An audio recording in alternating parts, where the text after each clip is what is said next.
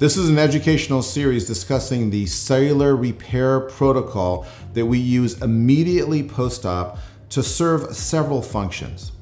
The first is its cellular penetration into the mitochondria. This yellow light can penetrate up to 2 millimeters within the skin to create the changes necessary without causing any thermal damage. The next action within this phase is the lymphatic system activation, and this is extremely important postoperatively to reduce fluid and edema. What happens is the yellow light stimulates the smooth muscle within the lymphatic system to contract, and by contraction, it starts to eliminate some of the fluid and edema that's building up into the tissues. The third mechanism is modulation of inflammatory cytokines. Two of the main culprits are interleukin 6 and tissue necrosis factor alpha, and these are pro-inflammatory cytokines that once blocked, you have a decrease in bruising, edema, and promotes recovery.